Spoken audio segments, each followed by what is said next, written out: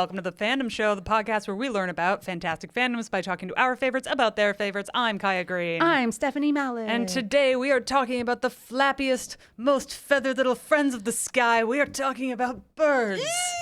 Birds! Birds! Yay! Oh, I'm so excited about this topic, Yes, Kaya. and specifically we're also talking about birding, Birding. as a fandom and a Yes. world, not just the birds themselves. Imagine if we interviewed a bird.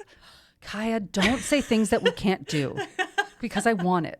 Yeah. Which bird? Who would you want to interview? I mean, it would be very hard to say. There's so many. I feel like just interviewing one bird on behalf of all birds would be simply. They're not a monolith. Well, you know? although, yeah, are you going to do a raptor? They're going to have very different opinions than other birds right. because they're also trying to eat those birds. Yeah, we'd be like, "Hey, raptor, what do you think about birds?" And Or they'd be like, delicious. And Yeah, also, don't eat terrific. me. Yeah, You know? and then it would attack our faces. Maybe I don't know. I don't know how we got it in the room. Yeah, and is it through like a raptor sanctuary? Like, are we making Yeah. friends with them, or That's is it just true. like this guy sent us an email and was like, "I got things to say." Hey. We're like, "How do you type?" You know, it could go any which It way. could be fascinating. Okay, Steph, what do you know about birds and birding? Birds and birding. I don't actually know that much. I am very interested in it. I think it's really cool. Yep.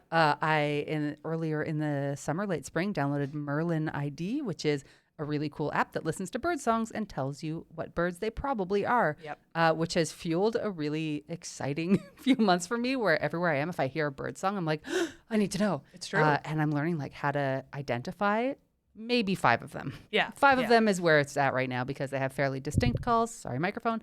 But yeah, I'm just slowly learning about birds. Yeah. Hi, what do you know about birds? Okay, flying. Usually, not always. Not always, Feathers, Kaya. Usually. I can't think of any exceptions, but probably not Unless always. it's a traumatized like macaw or parrot. Yeah, those things can happen.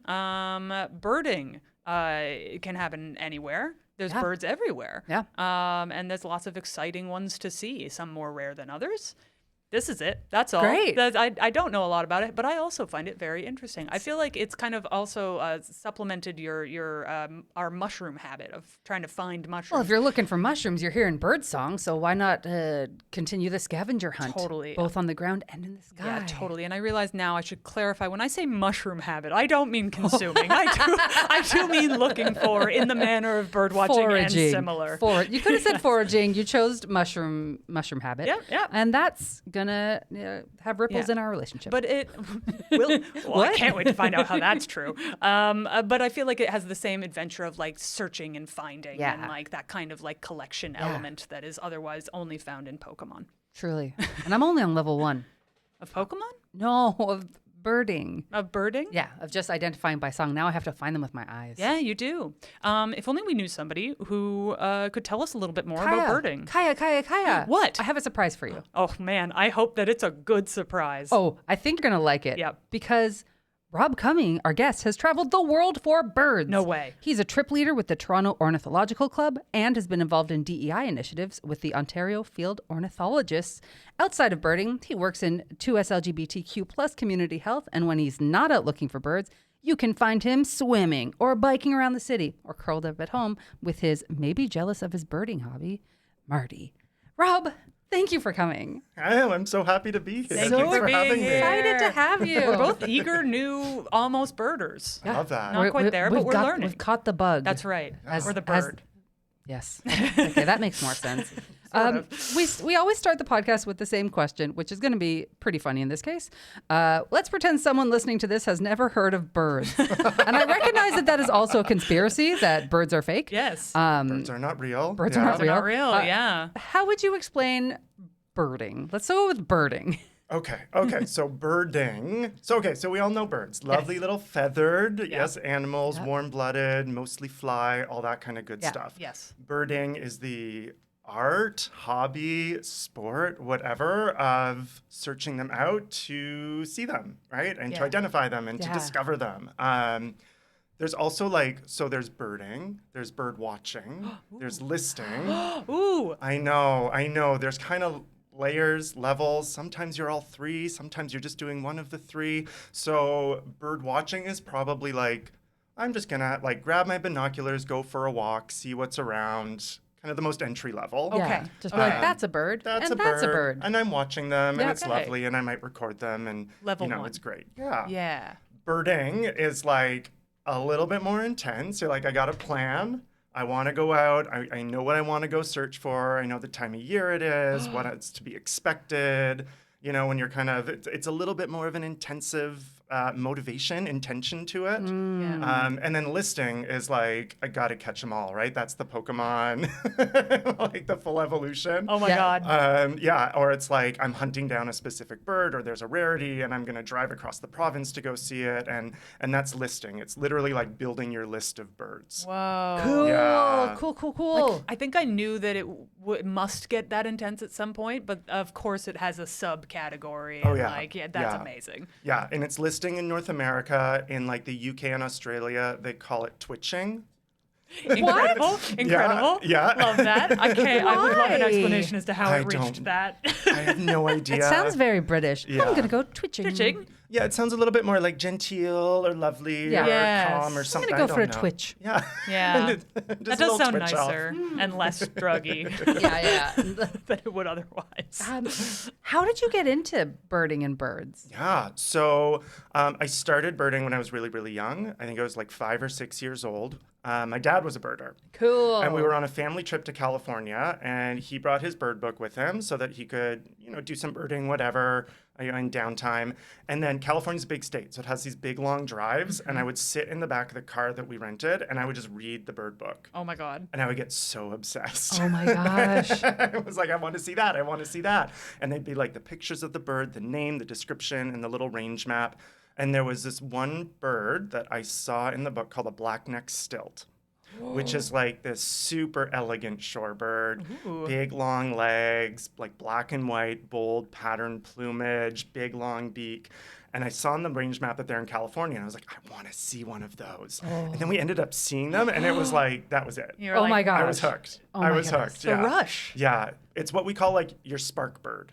Okay. Oh, that's nice. The bird that like sparks your interest in it. So for me, it was the black-necked stilt. That's so cool. Yeah, and then I got to do it with my dad growing up, and we'd go on trips together, and like not just around Ontario, we'd go like all over North America. Wow. Yeah, and then it kind of like just snowballed from there. So when you're setting out, when you're twitching or listing, I love learning new terms.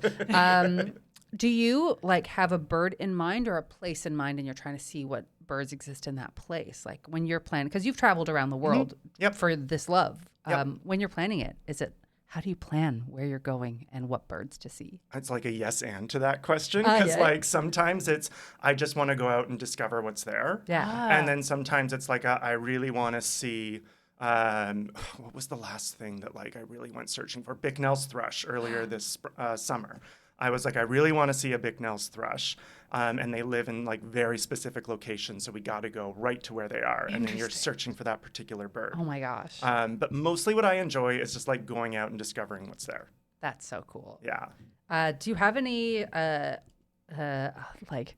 What are some of your favorite birds that you've seen? Like you're like, above all else, it's been a dream seeing XYZ birds. I'm sure it's a very long list. It's a really long list. Like, oh my God, every bird is special. That's right. Yes. Every bird is special. Wait, just before we get, would you consider yourself a lister, a bird watcher? Well, not a bird watcher, I think it's safe to say. A birder or a lister? I would like. I consider myself a birder, Yeah. and then there's moments where I dip into listing, and then I don't feel good about myself because I feel like I've made it this competitive thing that I don't want it to be. So like I push against the like listing desire. Okay. I do love that as an idea, though. It's just like, no, this is special to me because of the joy it brings, not because I'm checking things off. That's really a lovely way to be like, no, not that part. Yeah, No, but I just wish this I part. could say I could be that all the time. But I'm not. But I'm not. But like birding is also super meditative for me. So like in those moments when I see that I'm getting caught up in like, oh, I want to search this out, or I want to see that bird, or I want to get to 100 birds today or whatever, I'll like remind myself of like, okay, no, I do this for like, there's like a calmness to it. It brings joy, it brings peace, it brings all that good stuff. So like take a breath, step back, just enjoy your surroundings. Yeah. If it's stressing you out, we're doing it wrong. There's I have that with reading because I keep a book journal, and like this year it's like, oh, I'm not going to read as many books as I did last year. it's fine. Don't be stressed. You don't do this for the numbers. Find the joy in it. Find the joy. Remember why you do it. Absolutely. Okay. So I'm sorry for interrupting. I just had to know. Okay, so now we're back to favorite birds. All birds are special. All birds are special. Okay, so my favorite bird, if you're gonna like put me on the spot, it's not anything super rare. It's red-tailed hawk. I love red-tailed hawks. Okay. They're like probably our most common large bird of prey in North America. So like you see them in the city. I see them off my balcony. They're just so like spectacular. Yeah. And I love them. And they have their call is kind of like the characteristic bird of prey call. So like whenever you're seeing like I don't know, like some TV commercial for some like oversized Jeep going to the desert, and it does like that really like, that's a red-tailed hawk. Yeah, it's always like the stand-in for like an generic eagle. bird of prey. Yeah. I feel like an eagle has used that call a lot. And they're like, this is what an eagle sounds like. It's like, that is not what an eagle sounds like. No, bald eagles do like these weird little whistles.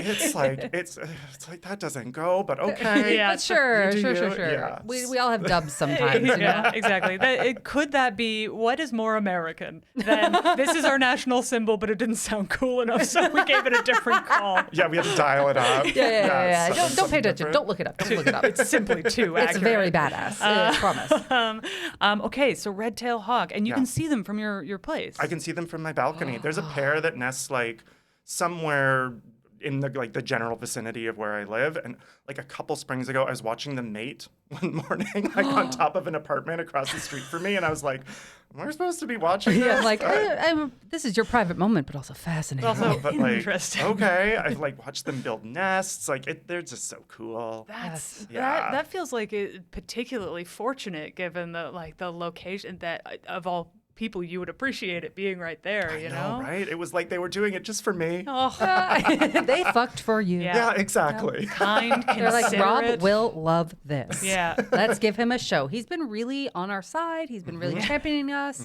So we just need to give him something back. So I sent them a thank you note and a Yeah. little gift basket Of course, afterwards. yes, of course. Mostly meat and mice. Yeah. Exactly. Some homemade muffins. Yeah. I don't think they ate them, but you know. It's a thought that counts. Yeah, little stuff from also my too. culture, a little stuff from their culture, you know. It's a cultural exchange. Learning from each other. It was perfect. What's the biggest bird you've ever seen? Oh, I've seen ostriches. Oh, holy shit. Yeah. Like in the wild? In the wild, yeah. What do they do in the wild? Just like they stand around, Okay. looking big, like Looking a bit wild and nuts. looking a bit wild and nuts. Yeah, I've been to Kenya a couple times. Wow. Yeah, and like then they're just there. There's you go to Nairobi National Park, like right in the suburbs of Nairobi, and there's just ostriches, Wow. and they're huge. I know intellectually that's true, but it's still hard to wrap my head around, you know? It was also hard for me to like, okay, this is gonna sound weird, but like see them as a bird in that Yeah. moment. That makes sense, actually. Yeah, because they're like hanging out with the giraffes and the zebras. So I'm like, okay, kind of game mammal. But then Yeah. also like they look like the Gallimimus from Jurassic Park. They do. It's true. So I'm like, you're also like, okay, I see your dinosaur roots like real easy right now. Yeah. Totally. Like your evolution did not go very far. Yeah, They just kind of exactly. went a bit and we're like, we're good. Yeah, Yeah. they're like, okay, yeah, you did well enough. You didn't have to change much. Yeah. You're good. So that's wild. Yeah, that's a pretty big bird. Yeah. Okay, what about flying birds? Like largest flying bird yeah. I've seen. So I think the swans, like mute swan, trumpeter swan that we have here in Toronto, I think those are the largest flying birds in North America by like weight. Cool. I didn't realize that. Yeah. Like they're huge. You see them like fly over you if you're on the bike path at Tommy Thompson Park, and you can feel the wind move past you. Yeah. Wow. They're displacing so much air. You're like, what the heck? Yeah. So lots of people, obviously, we live in a city, but whether you're in a city or not, people encounter birds all the time without necessarily noticing them. What do you think people would discover if they gave them a little attention? Oh, that's a really good question. They are so beautiful. Like even the subtle birds, if you actually just like take a minute to look at their plumage, like are so beautiful. Like even something as like commonplace as the rock pigeon, which, you know, is the pigeon that we see all over cities. They're or beautiful. house sparrow or something. Yeah, they're just so gorgeous. Like the intricacy in the plumage patterns. There's like that little iridescent patch on the neck of the pigeon. Yeah. Like they're just so gorgeous. Even starlings. which like you'll see in like the dumpster behind your apartment, which like go on, get your food. Yeah, Love we all that. need to eat. Yeah. That's where we put it, to be Look, fair. some people eat it at McDonald's, and that's also garbage. So you're good. There's no wait times for that restaurant. No, like, no. You're good. They're doing better than us. Yeah, but they are like iridescent, especially in the spring when they've got Oh. their spring plumage on. They have this beautiful iridescence. So I think the beauty of the plumage you'll notice, and just like the quirky behavior, like the weird stuff birds do, right? The weird ways they sing, the weird ways they find food, the weird ways they migrate, like. There's just so much to watch and see and discover from them. I love it. Yeah. You mentioned spring plumage. Do they have different plumages at different times of the year? Yeah, most birds will have different plumages. Absolutely. Like visually different? Or Yeah.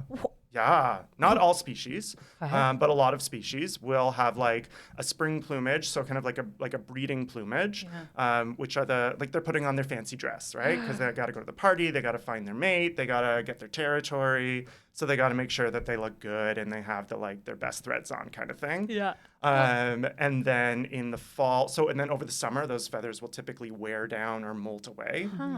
So then they'll have something a little bit more subtle. Okay. Right? Like, okay, now's not After the time Labor to be Day. ostentatious. Yeah. No whites after Labor Day.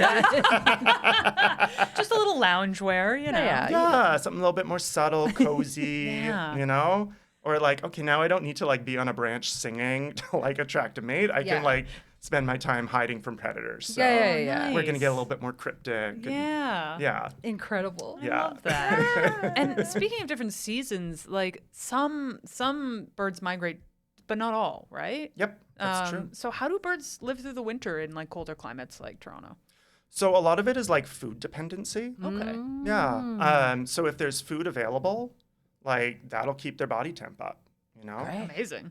Some birds winter in Ontario, like around Toronto, which is weird because why? It's awful here. I know. Like we're the snowbird destination. You can literally. fly.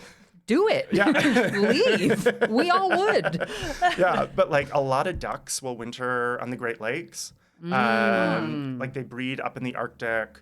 Or like further northern climates or what have you, and then they come down and they winter in huge flocks. What? On Lake Ontario, and I'll look at them and I'll be like, isn't your ass really cold right now? Right? Like, Always wondered. right? I've always wondered. Yeah, but like if there's food available, hey, it's a bonanza. Yeah. And then there's some like snowy owls. So we get snowy owls from time to time, pretty much every winter. But it's largely dependent on food cycles. So like they eat a lot of lemmings in the Arctic, and when the lemming population crashes, they usually push further south to find food. Of course, Yeah. So once they kind of like find enough food, find enough habitat that can like sustain them, they're golden. Yeah, and when they can't find the lemmings up north, they go to the financial district in Toronto Yeah. and find more. Bam, bam, bam. Take that financial district and expect that. Give us your money, please. We need it. There's one like enthusiastic birder stockbroker that's like, oh Oh no! man, they got me. I have to ask this because I think I know what the average answer would be. What's the worst bird? I don't Is think there there is one. is there like a really nasty bird where you're like, that guy's a jerk? Well, yeah, but we kind of love it. Oh, please. Now I really want to know the answer. Well, like Red Wing Blackbirds. Yes, totally. Are 100%. assholes. They're so territorial. Yeah. They're so They're mean. Yeah, this spring I was getting attacked left, right, and center by them at like Really? Humber Bay. It was so great. They're- It was they- terrifying because you could see the shadows. I could see their shadows. Like on the path ahead of me, I could see the shadows of them like approaching me slowly, and then they'd come down and get my head. Oh my That's gosh. straight up Hitchcock. It was fabulous. And I'm a big like horror buff, so I was all for it. You're like, this is Like, my dream. I am Tippy Hedren. Yeah. Here we go. Yeah. Oh my God. I'm prepared for this moment. Yeah. Incredible. Oh my God. That's okay. Thank you for answering that. Because I'm like, there's best birds, and there's probably got to be a couple duds in there. Yeah, but we Yeah. love them. Yeah, Yeah. they're We also love 'em. beautiful. Yeah, we They're love gorgeous. pigeons. We love starlings. That's true. I mean, okay, like there are some effects of like introduced species on like environmental course. stuff. and- Yes. Okay. Yeah, I will acknowledge all of that. Yeah. And that's not the bird's fault. No, that's us. That's the colonialism's fault. Yeah. You can't. We must draw a line at blaming birds for colonialism. Yeah, exactly. Hashtag Ew. not all birds. That's right. Exactly. How do you feel about Canada geese? Love them. Really? Yeah. Yeah. Also assholes. Love them. Yeah, big assholes. But like there are assholes. That's right. You know what? That is Canada right. doesn't have a lot of assholes, and so we do it in the bird form. Yeah, like that's Archer. Yeah. Thank you. You can't say anything bad about You them. can't dislike him. That's ours. Yeah. We love him. Yeah. I mean, you can't hate them like migrating too. It's so beautiful. Oh, love it. I love it. migration. Yeah. Love it, love it, love it, love it, love it. It like reminds me that like, oh yeah, like the world goes on. Yeah. Right? You know, like, and that's that like meditative thing that I kind of was talking about earlier. Like I see birds migrating and I'm like, right, like the world goes on, seasons change, like whether or not I'm here is still going to happen. The birds are still going to go south, and they're still going to come back. And they're still going to come back, and like, and that's so cool to like witness. That's beautiful. Yeah. Have you gotten to? Because I know that some places, like on the way to migrate, say across the lakes, that they get like giant swarms of birds on their way to migrate. Have you gotten to see that, like trees dripping with birds, basically? Yeah, I have. Yeah. Neat. Yeah, there's a few spots I've been to where, like along the lake shore. So like in the fall on the north shore of the lake, because they'll maybe kind of like collect there, do some feeding, if the food's good, that kind of stuff, wait for the right weather conditions to fly over. And then you just see so many birds. Like even a couple days ago, I was out in Tommy Thompson Park, and there was just huge flocks of blue jays migrating. Oh, wow. Cool. Yeah, like someone counted like over 12,000 of them that day. Oh my And we God. could just, like lots. Like we could just see them streaming overhead. That's so cool. Yeah. I'm sorry, I have to go. I have to go to a park right now. Yeah. If I saw 100 blue jays, I'd be like, wow, banner day. If I saw 5, I'd be banner day. Like that's amazing. Truly wild. Oh man, I'm wrapping my head around that. That's great. So you've talked a bit about how you've traveled specifically to see birds. Where are some of the places that you've gone, and what's the best birding trip you were on? Ooh, okay. So earlier this summer, I did a road trip in Saskatchewan through the prairies. Ooh. Because there's like a few species of birds that obviously take advantage of that habitat that like I'm never going to see in Ontario. Yeah. Baird sparrow, chestnut collared longspur, Sprague's pipit, a bunch of other stuff. And these were birds that were kind of like on my bucket list, like dream list. And it was like, well, I have to go to where they are if I want to see them. Yeah. So that was like the most recent trip that I did. And like, it was just fabulous. It was so cool. Also burrowing owls, love them. Love them. Do they literally do that? They burrow They live in in the prairie ground? dog towns. What? Cool. Yeah. Do the prairie dogs like it? Apparently. What? Really? So we were at Grasslands National Park in southern Saskatchewan, and there was this stop on like the little like eco tour through the park called Upper Dogtown, which is like Excellent. yeah, Yep. love the name. No Love it. notes. Yep. No Oh notes. my God. So it was this big prairie dog town, which was super cool, and there was a bunch of burrowing owls living there with them. And you could see the burrowing owls just kind of like standing at like an entrance to maybe like an abandoned prairie dog burrow. Oh my. And apparently, so like cute. I think like there's like this symbiotic relationship because the owls can keep away snakes and stuff that might be predators for the prairie dog. So yeah, they get along great. Great roommates. That's awesome. Yeah. Oh, fantastic. I Yeah. had no idea. But man, nature's so cool. Like everything can adapt to anything. I know. It was one of those things I was watching and I was like, this is just so cool. Like how did this happen? How did And the first the conversation between them go? Because obviously they don't communicate in the same ways as each other. Like, how do you be like, yo, you using that? Yo, is this for you? Got a room? Yeah. So you got like a spare hole over there. Yeah, like I noticed no one's going into Yeah, it. like- Like, could I just? Are you subletting? Yeah. Is this, do I have to talk What's to the the deal? landlord? Yeah, is this like an what's- Airbnb situation? Yeah. Do they need my employment records? Like what's Yeah. going on here? Yeah. I can give you a deposit today. I will pay first and last right now. I have a check in my hand. Yeah, because in my claw. Sorry. The tree market is terrible up here. terrible in I need Saskatchewan. something. Yeah, low tree stock prairies. They're not building anymore. Yeah. Oh, my That's God. wild. Yeah, no mid-rise trees. Yeah. Yeah, it's either high-rise trees or ground cover. That's Yeah. right. Do you have like a white whale bird? Ooh, a nemesis bird. Do I?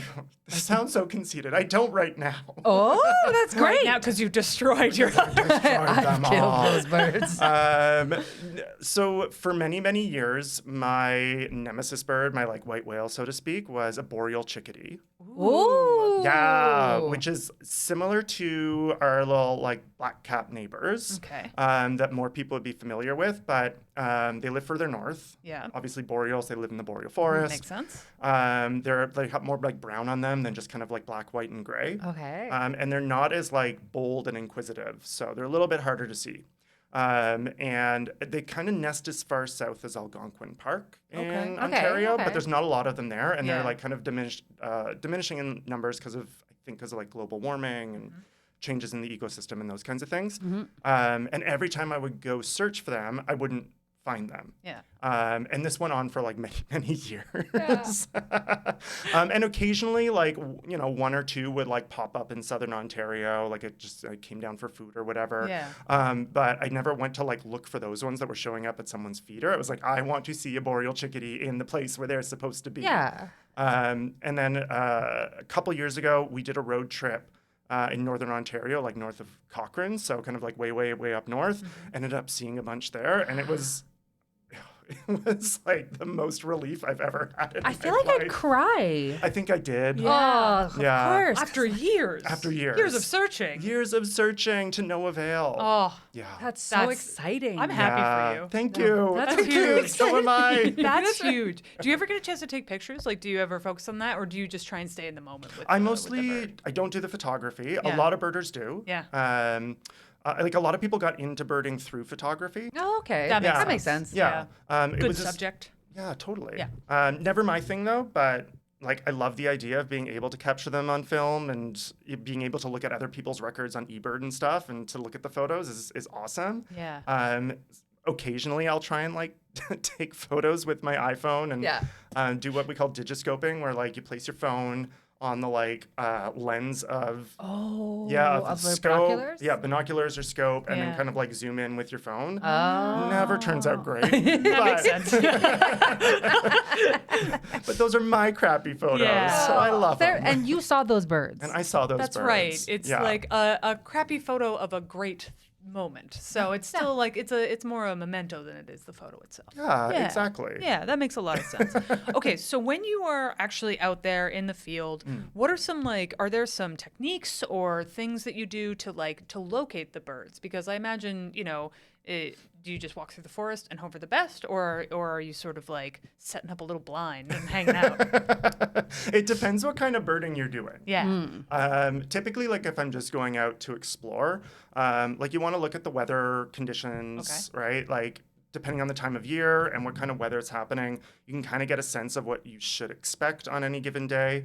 So you kind of like do that, like I take that into account, right? Like what is like the context that we're going out to. I love birding by ear.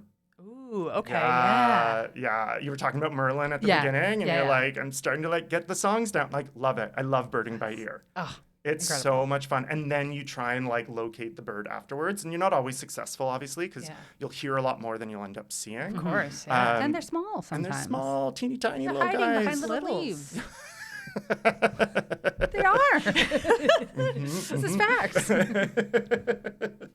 Yeah, so I love being able to like locate things, and not just by song, but like, typically they're singing only in the spring because that's when they're on territory.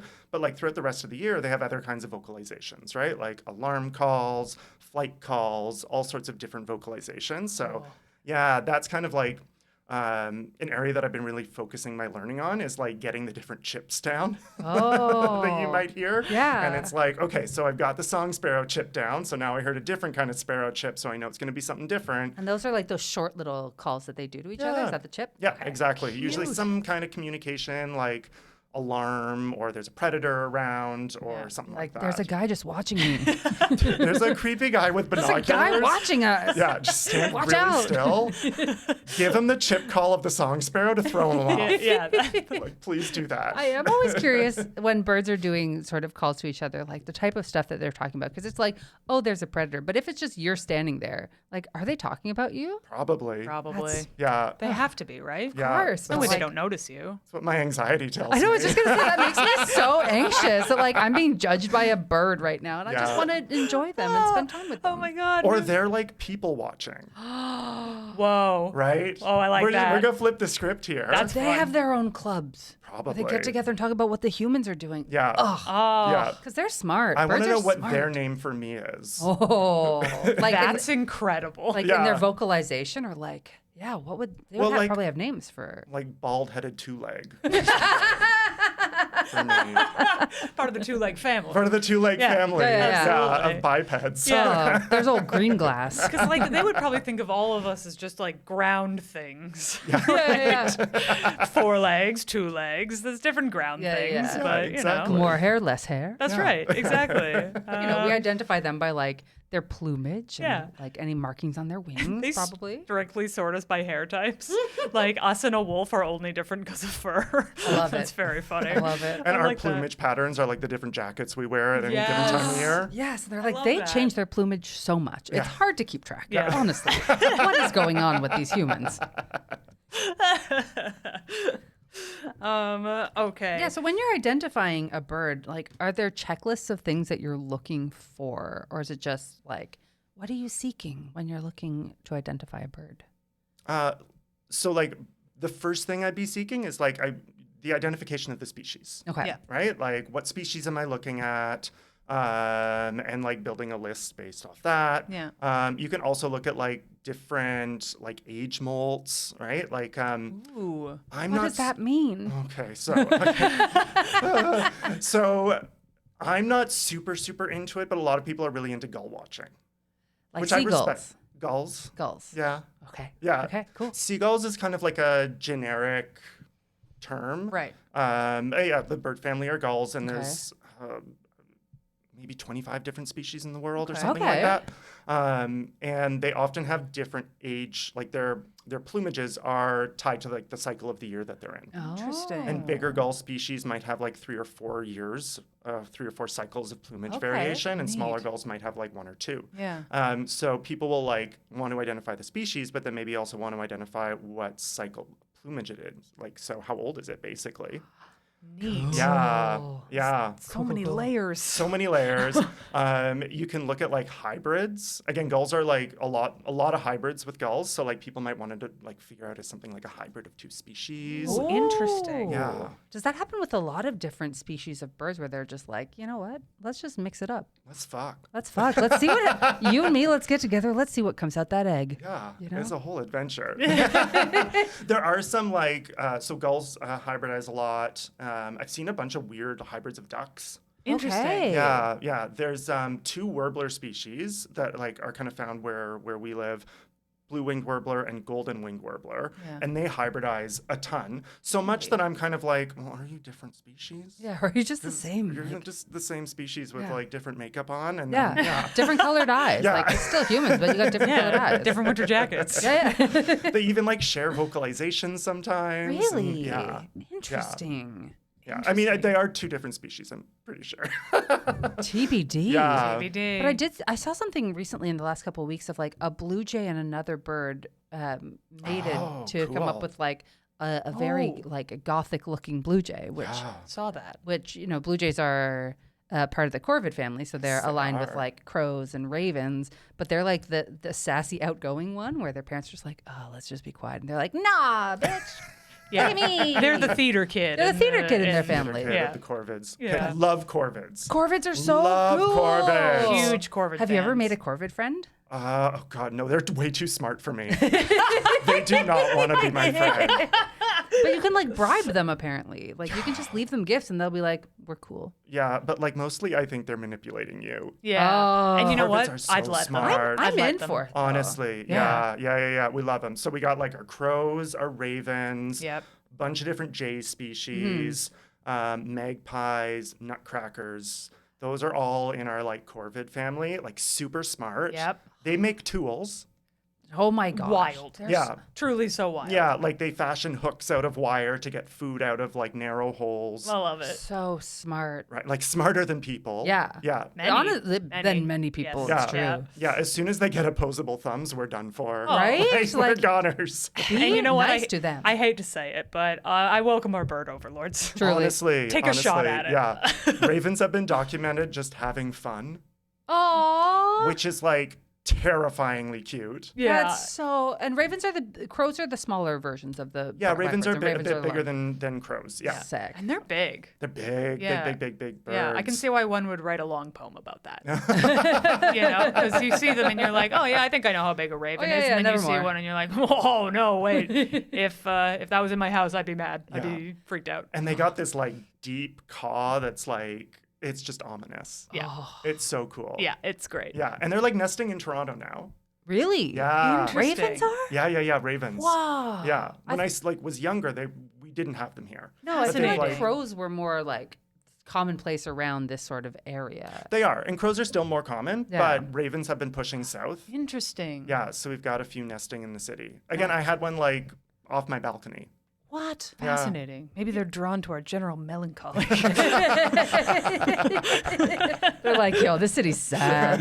I can get down with that. Yeah, I fit right in. It's been a while since someone wrote a poem about me. Yeah, it's about time. I've been reading all the books, and I see I'm not in many. Get on it, please.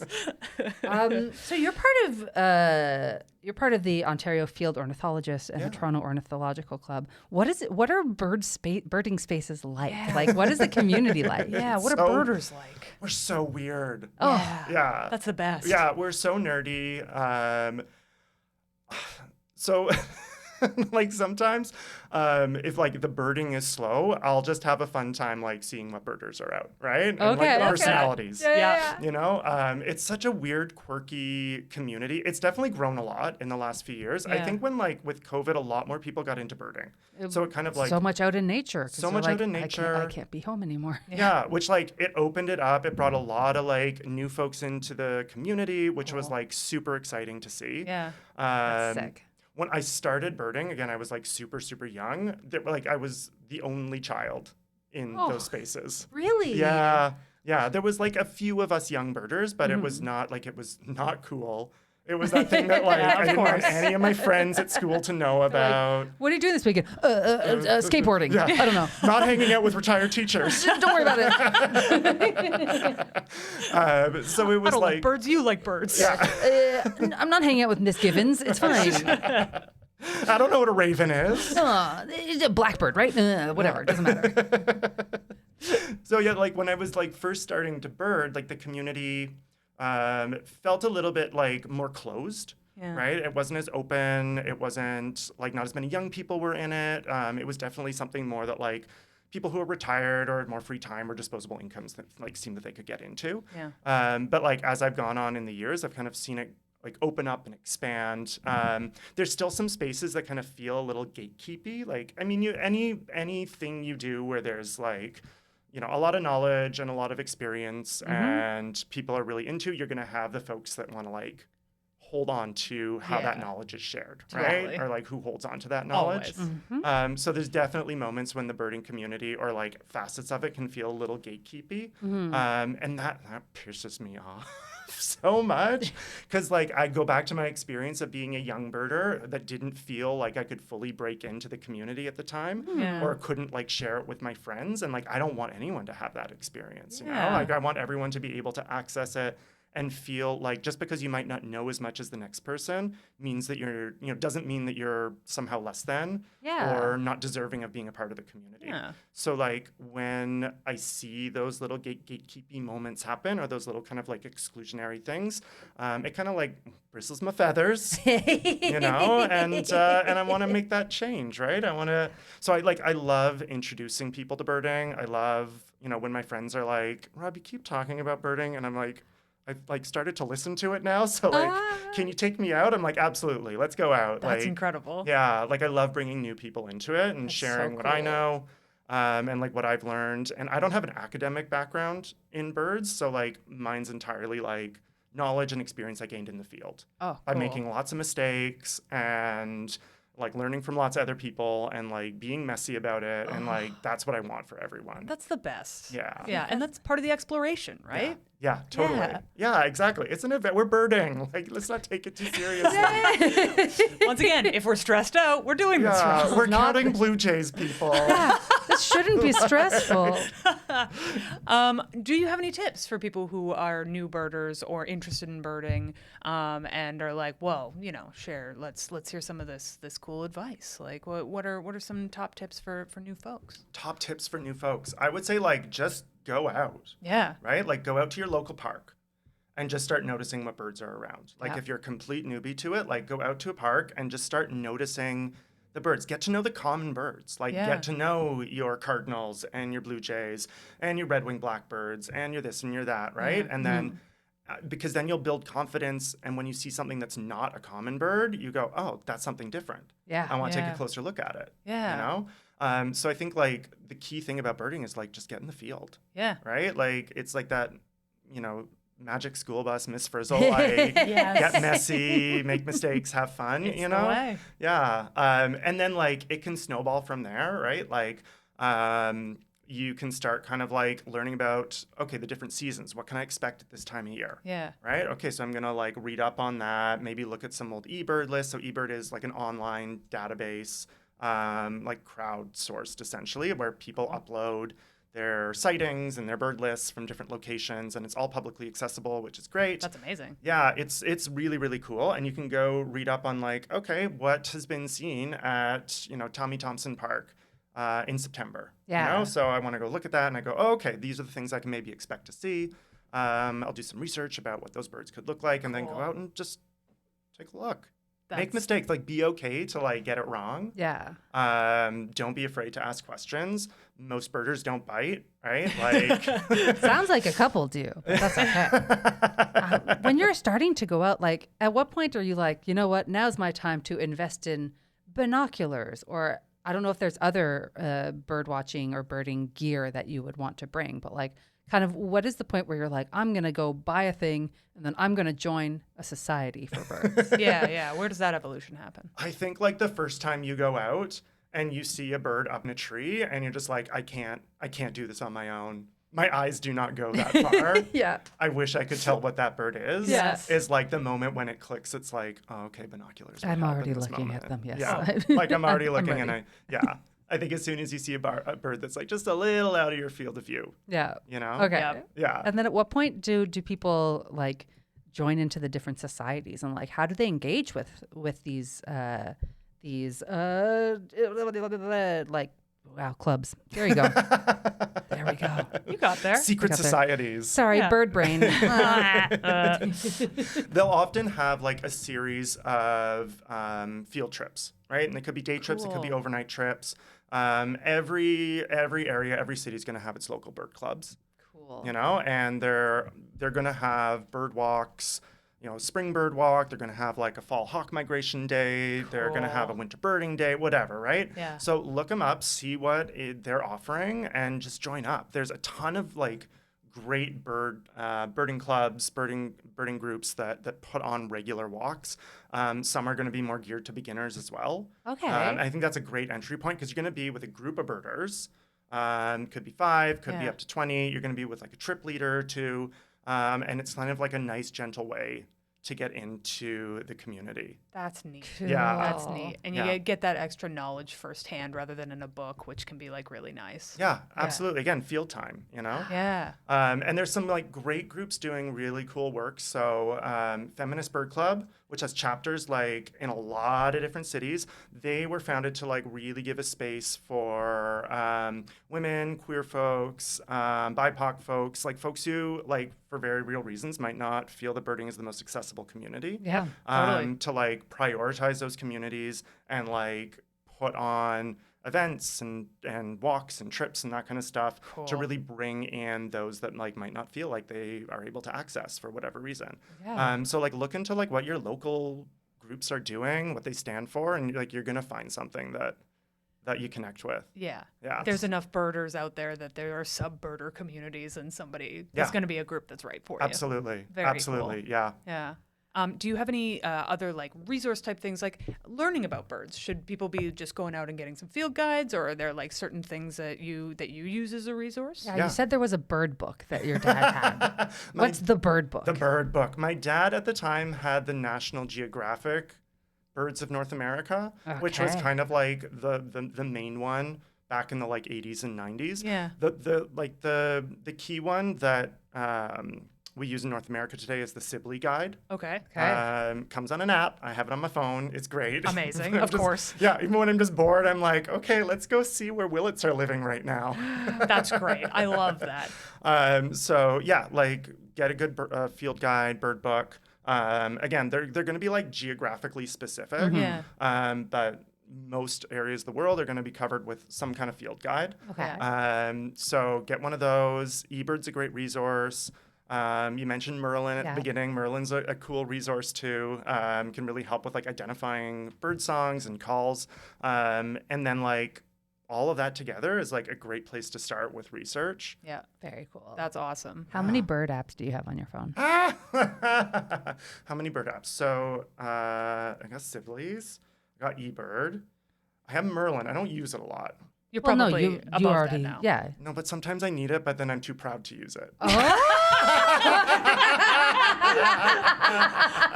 We've reached the truth of the matter. The truth. I get it though. When you're like, no, I'm working on this. Yeah. I don't want to cheat. I could do this. Yeah. I could do this. Well, how do you, if you're not using it, how do you, like, what would you do if you hear a song and then how do you identify it?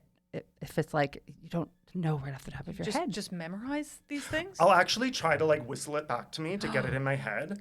Okay. And then the Sibley's Guide has vocalizations for each bird. Okay. And Very like, cool. So with a little bit of like field experience and stuff, you can kind of get a sense of like what type of bird might be giving that call. Like, yeah. okay, that sounds like a shorebird. Okay, what shorebirds are going to be here at this time of year? Okay, cool. I'm going to filter through the shorebirds. Okay, let me go check out what this one's flight call is, what this one's flight call is. Okay. And you can kind of like narrow it down. And for me, that's just like, I learn well that way. Mm-hmm. Yeah. Right? Because Yeah. that's like, I got to figure it out. Yeah. I get a bit of that like adventurous. Totally. It's you a know? puzzle. It's Yeah. a puzzle. Yeah. If you're just told, then you won't remember. Yeah. It's like the fight for it. Yeah. Yeah. And sometimes you'll make like is the term like a mnemonic? Like where like the bird, like the call sounds like a saying or something? Yes. Totally. Yeah. Yeah, so like you'll give them that. So what's a good one?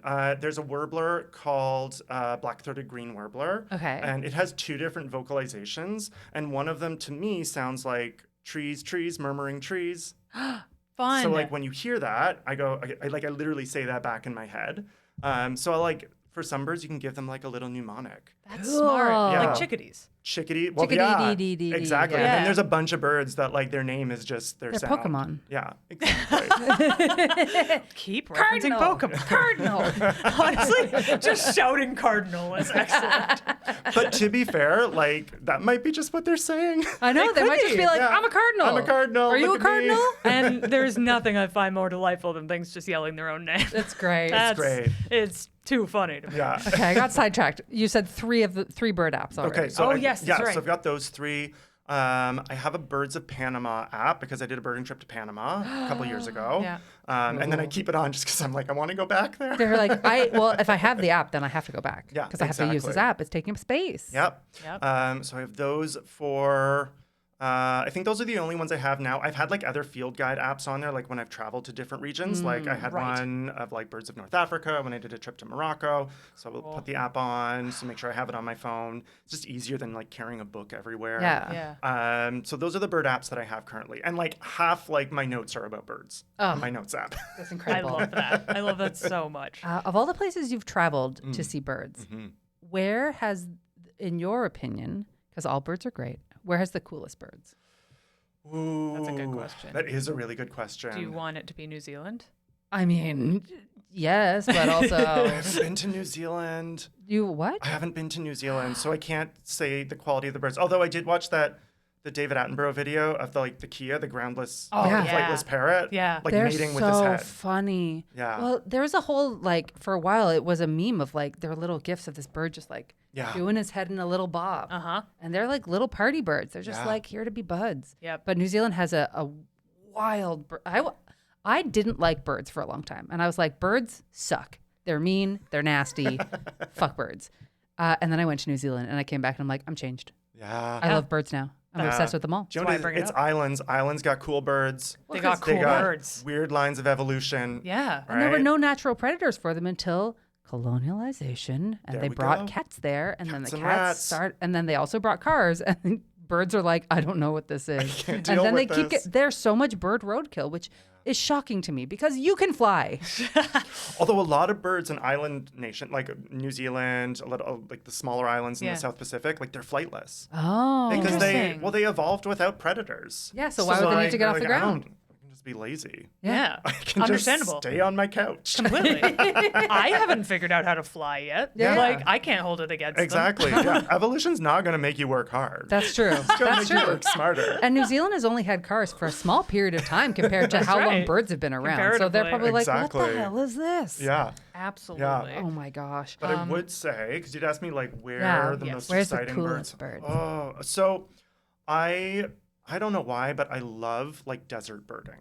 Like arid ecosystem birding. Yeah. So I've done a bunch of like birding trips in North Africa and the Middle East, and I was birding in Yemen. So side note, I also used to be an archaeologist, which was like another area of my life. A crazy thing to say after the word side note. I know.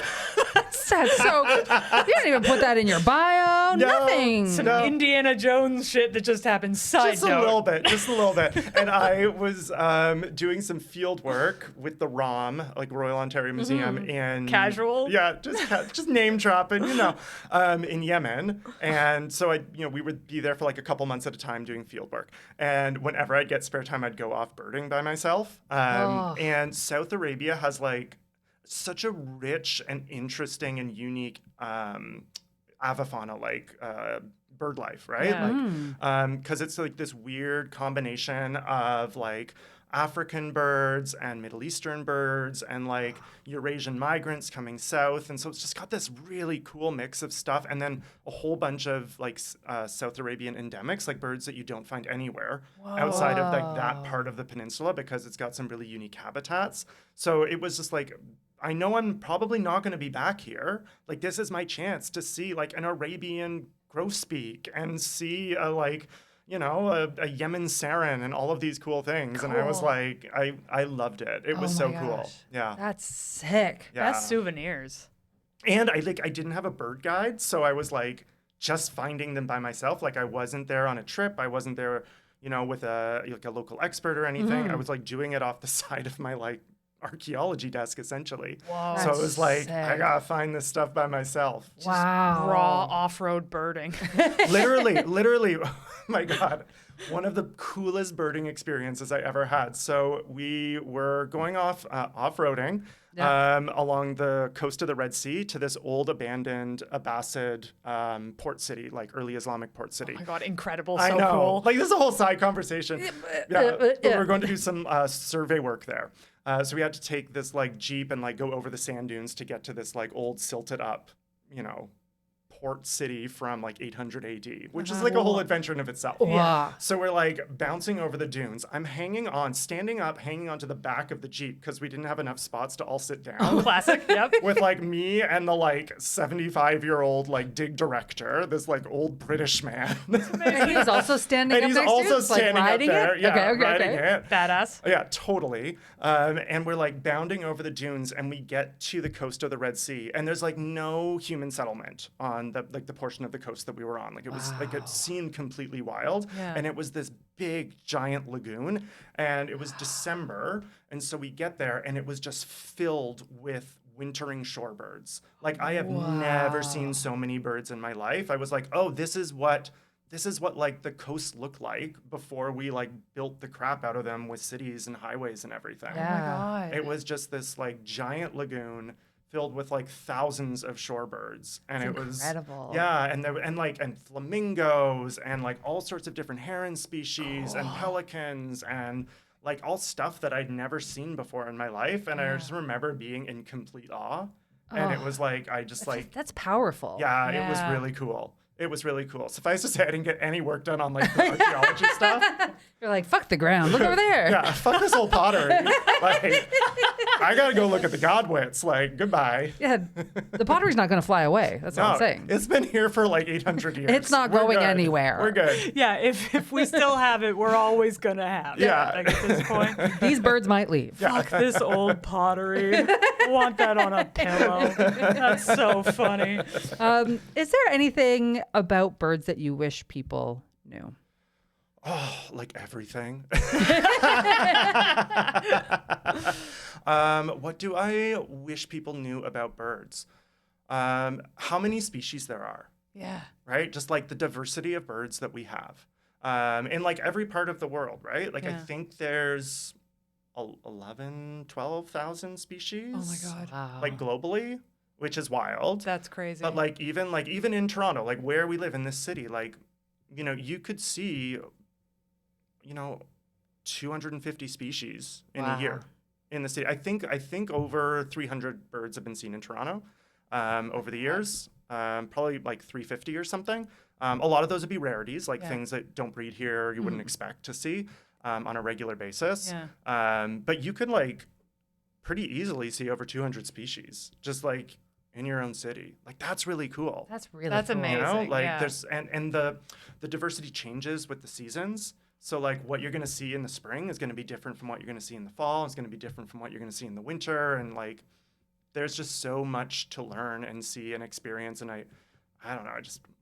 I want everyone to like be able to experience it too, you know? Yeah. Oh, that's so lovely. Awesome. Look up, everyone. Just look up. Look up and sometimes down. Sometimes down. Yeah. For the burrowing. For the For the burrows. burrowing owl. Or the just sitting on the ground. Pigeons make really weird nests in weird places, so you never know. Their nests are terrible. I think they're so funny. So lazy. They're It's so funny. lazy. It's like 2 sticks. You're like, I'm good. They're like, that'll hold it. Yeah. They're like, what? It won't. And they're like, oh, no, that's fine. But it Honestly, works. It works. This is what I'm saying. Don't fix when it's broken. It's true. I honestly think it's when I learned that about pigeons, I was like, I fucking love pigeons. Yeah. That's like, you know, get it, guys. Yeah. Yeah. They're doing great. Yeah, but it's the whole pigeon dove family too. Like morning, Really? yeah, morning doves are shit nest builders too.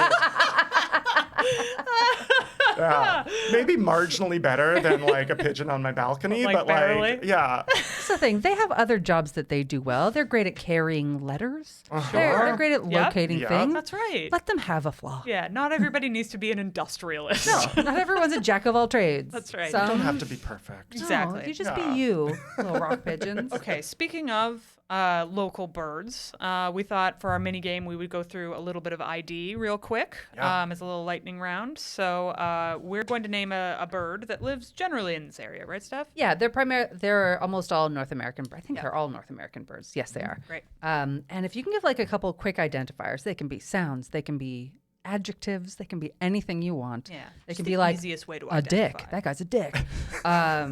Anything that you can help people to identify these birds. So we're gonna start so easy. Okay. An American robin, Oh, red breast, big red breast, big red breast. Yeah. Yep. Black-capped chickadee. chickadee with a black cap. No, okay. Little songbird, Yep. black, white, gray plumage, super inquisitive, super Yeah. bold, will like eat out of your hand, like comes to feeders really regularly, Yeah. really active, and you'll see them all year round. Okay. Yeah, we've fed those on Christmas that time we went and we had several of them in our hand. Yeah. Yeah, they're yeah. Super Yeah, social. kind of assholes Oh. about it too. Like like if you just watch them at a feeder, you're like, oh, like you think you're better than everyone else. Well, they're like, We're so sweet and little. Oh yeah, and they play it We're off. so Oh, cute. sure. Look at my I'm so little coy. hat. Us? I'm not gonna hurt anyone. You just got a little hat. I just got a little hat. blue jay. A J that's blue. Okay, no. Like a Oh, mids- going to win the World Series baseball team. Sure. They got crest, so they're in the corvid family. So they're going to be bold. They're super smart. Yep. They're going to be in groups probably. Like jays have like really complex family groups. So like you might see one on its own. Like that's not uncommon. But like you'll also like you'll come across their like little family groups and Cute. yeah, and like all the different like there's like the auntie, there's there's the cousins. Oh my like, God, I didn't realize that. Yeah. Super like complex family groups. The whole J family. Yeah. Cool. That's so neat. Okay. Northern cardinal. Cool. So all red, little black-faced well, the male's red. Yep. The female's like a nice, like tanny, tawny brown. They have like the crest. They're kind of finch-like, so they got that big conical beak. So they like to eat seeds and nuts, and they're able to crack that. Again, they're gonna come to feeders. You're gonna see them year-round. Nothing like seeing like a red cardinal against a snowy backdrop. Truly So stunning. Perfection. Yeah, that's like calendar fodder right there. Yeah. you I mean, know? we saw one on Christmas Day once, and it was like, Yeah. Yeah. stunning.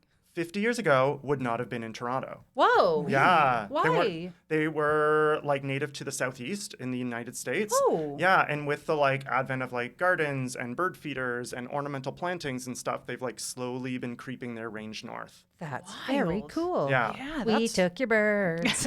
Yeah. Oh no, but they're still there too. No. We took them. I want We got your them. cardinal. We got your cardinals. Yeah, I got to fight our goose to get it back. They're northern. They're not just American cardinals. They're They're northern northern yeah, cardinals. Yep. take that. Okay, what about the white-breasted nuthatch? Okay. So it's kind of similar energy to a chickadee in that they're like really active, inquisitive, a little bit more. They're not an asshole like a chickadee. Okay. But they got a Okay. bit of that energy. Yeah. They climb up and down tree trunks. So you like see them kind of like creeping up and down, like poking in behind the bark and stuff. They got like a big white belly, slate gray back, a little black on them. This really interesting beak, if you can see them up close, that they use to like pry open and get their food and stuff. Will come to feeders. Oh. Yeah, another one that could like feed out of your hand. Okay. Yeah. Downy woodpeckers. Aw, the cutest of the woodpeckers. Yeah, just little guys. Yeah. Black and white. Yeah. Little red spot on them. Yeah, woodpeckers, so they're creeping up a tree. They can't creep down. So if you see a bird creeping up and down a tree, it's not a woodpecker. Oh. Yeah, it's probably a nuthatch. Oh my God, you're blowing my Oh. mind because I saw that this weekend. Yeah. I saw a bird going up and down a tree, and I thought it was a woodpecker. Yeah, that's going to be a nuthatch. Oh my God. Yeah, maybe a black and white warbler. They also kind of like go up and down a bit, but it's more likely to be a nuthatch. I'm blown away. Cool. Yeah. I'm blown away right now. Yeah. A tufted titmouse. Oh, little tufties. They're so cute. Yeah. So titmice are in the same family as chickadees. Is titmice the plural of titmouse? That's what I say. Okay, great. Yeah. I Great. like it. I was just curious. Yeah, I think so. It might be titmouse. No, it's titmice. Titmouses yeah, sounds it's weird. Yeah, titmouse, it sounds weird. Yeah. Okay, Yeah. titmouse. Titmice. Titmice. I like it. So they're in the chickadee family. So again, similar kind of energy as them, but like very much not assholes. They're very considerate. They'll be like, no, you go eat at the feeder first. Aw. I'll come in when there's a break. That's Right? nice. They're a little bit bigger than a chickadee. They're kind of all gray, little soft white on them, Yeah. little tuft, little crest on top. Super cute. We don't really have them in Toronto. They're usually found a little bit further south. Okay. Okay. But yeah, like where they are found are like one of the more common feeder birds. Cute. Okay. Cute. A grackle. Love a grackle. So they're a type of blackbird. So as Yep. the name suggests, they are a blackbird. They're probably about the size of a blue jay, big long tail, really conspicuous. I think they give off the air of being an asshole, but they're really lovable. They're loud. They are They're loud. chatty. Yeah, but I think they just love life. Yeah. Mm. They're living out loud. They're living out Yeah. loud. Well, because they're yeah. also black, but they have like that iridescence to them They too. do, So yeah. they're like, Yeah. I'm subtle, but I'm fancy. Yeah, I got a I'm little black tie. purple hues, Yeah. some bronze hues. Beautiful. Yeah. It's nice to know they're not assholes because they do sound like assholes. They're they very do. chatty. Yeah, I think they give off that air, but like, so grackles and red wing blackbirds are in the same family. Red wing blackbird, absolutely a jerk. Asshole. Yeah. Grackle, I think, like plays it off like I'm a jerk, but I think they're just really a little hurt inside. Okay, Aw. yeah. I love that we're really boiling this down to what matters about birds, which is, are they an asshole or not? Look, some people like me formerly don't understand that not all Not birds, all birds are are assholes. assholes. Yeah. But a lot of birds are assholes. And birds are real. Birds Okay. are real. We're getting to the assholes. important stuff. Yeah. All right. I think we have time for a couple more. Okay. You pick some. Okay. How about the American goldfinch? Oh, we love a little goldfinch. Yeah. So, as the name suggests, they're a finch, so they're little, got that big conical bill, seed eating, come to feeders. really bold. In the summer, the males are really, really bold, yellow, black, a little bit of white on them. And then in the winter, their plumage goes a lot more mellow and a lot more subtle, and they're kind of like creams and with little like yellow hints on them. And flock up in the winter. They're lovely. Lovely. Sound beautiful. Finches are great. Yeah. We love a finch. What about a dark-eyed junco? So that's a type of sparrow. Okay. Great name. Great name. A bit insulting. It's like, this little junk over here. This guy looks tired. Yeah. So when I see them, I call them hunky junkies. Just in my head. Incredible. Yep. I'm like, oh, there's a hunky junkie. And I say it in that cadence too. Because you'd have it's just to. like, Yeah. it's like a cute little rhyming slang, you know? But okay, so they're like a slate gray overall.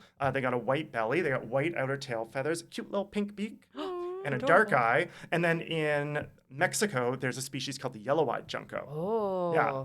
Which got big yellow eye. That makes Okay. sense. Yeah, which makes sense, Yeah, right? I do like that. It's very prescriptive in that you know what to look for in a lot of these birds. Yeah, ornithologists, lazy people. There's a blackbird with a red wing. What do we call it? Oh. Yeah. Speaking of, a red wing blackbird. Assholes.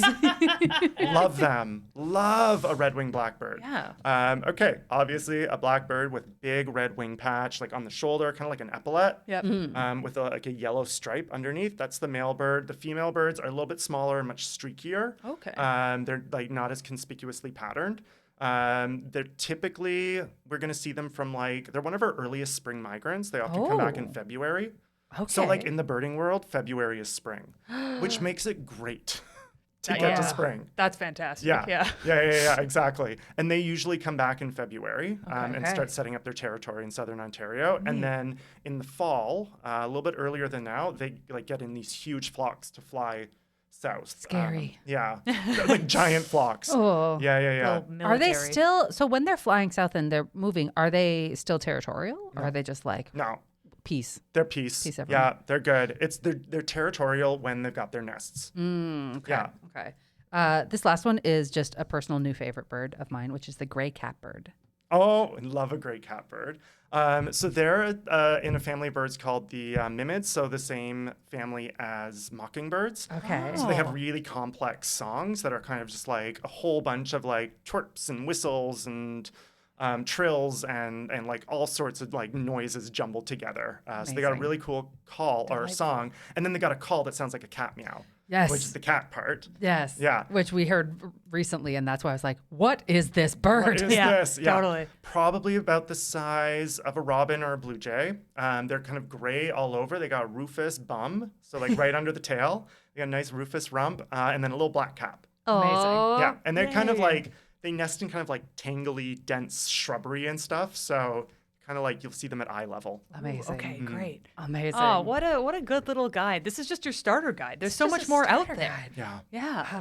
All right. Well, at the end of every episode, we're going to share our micro fandoms of the week, which we're going to do in a second. But before we do, there's some ways you can get in touch with us. Like we mentioned off the top, this show is going to be free, but come over to patreon.com/The Fandom Show. Give us your money if you want to give away your money. We love it.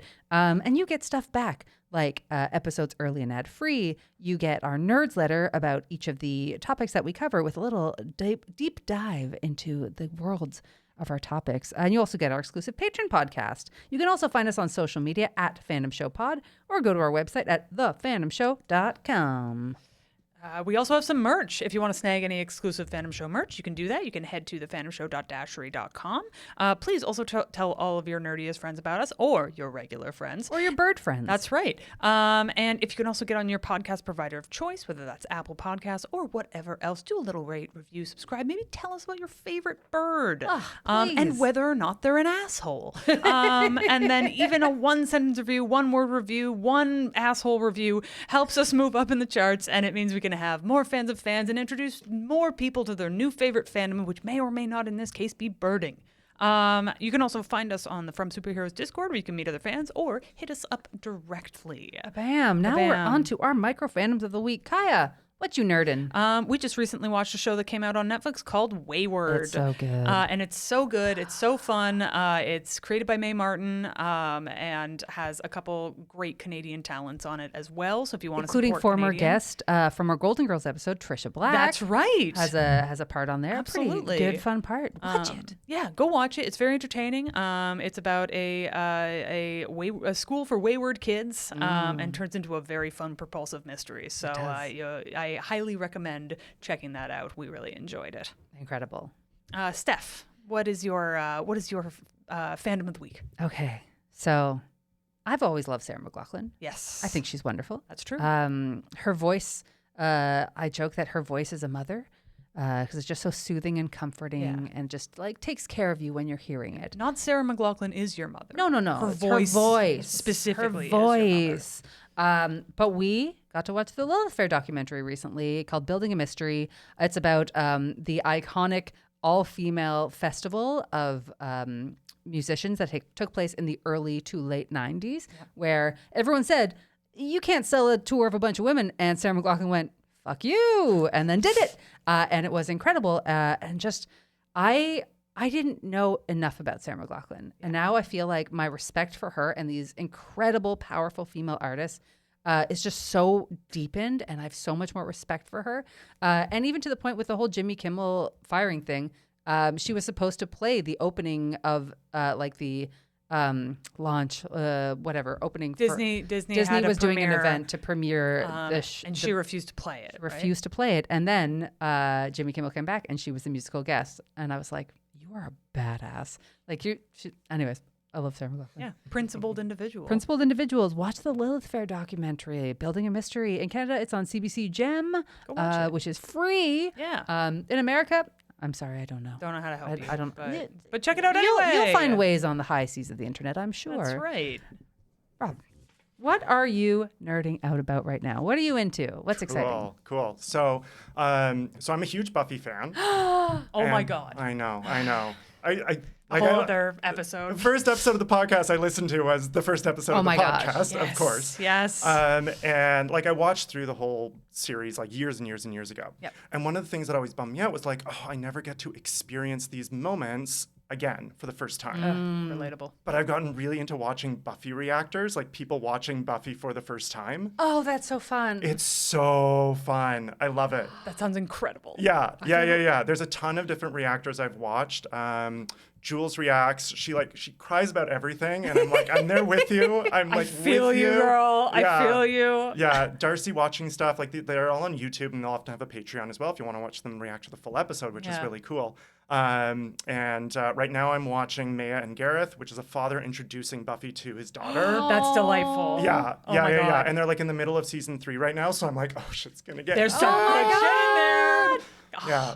So I love it graduation because date it's is gonna like I get to re-watch these moments that I loved so much for the first time again, but through someone else's eyes. That's lovely. Delightful. And Yeah. I'm going to go home and I watch would that never immediately. have thought of that, but that's so wonderful that exists. Like I always wondered why people like make all these reaction videos, and this like it never occurred to me. Yeah. It might be just so you can see someone else enjoying the thing that you enjoy so much. I am now just mentally, I'm gone because now I'm thinking of all the episodes I would like to watch. Kaya, we need you to stay here. No, We're not I'm done. sorry. It's over. So what I do when I find a new reactor, if they've like gone through the whole series, I go immediately to one of the big moments. Yes. Which ones? Oh, is it Passions was my Joyce? first Passions, one. yes. Passions 100% is my first. first. Yeah. Is that the Yeah. one with Giles when they? Yep. Yeah. They That's get the young? one. Jenny That's Calendar. the one.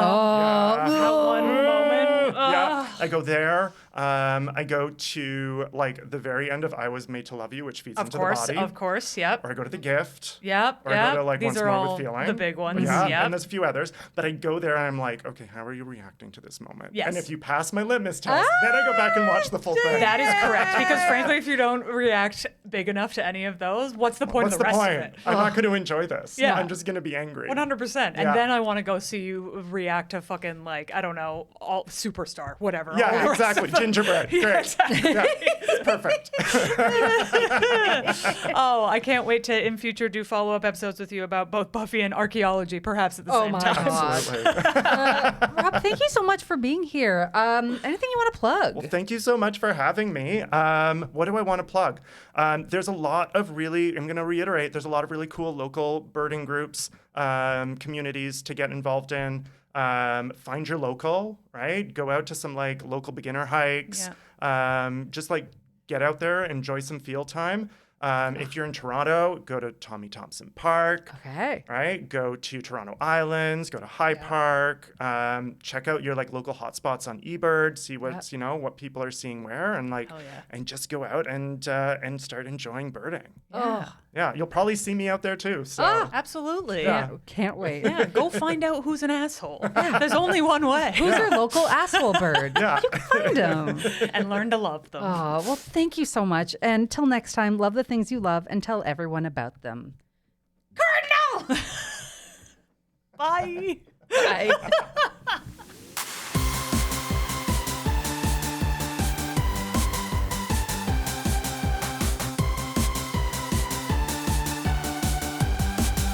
When are we going birding with you? The Fandom Show.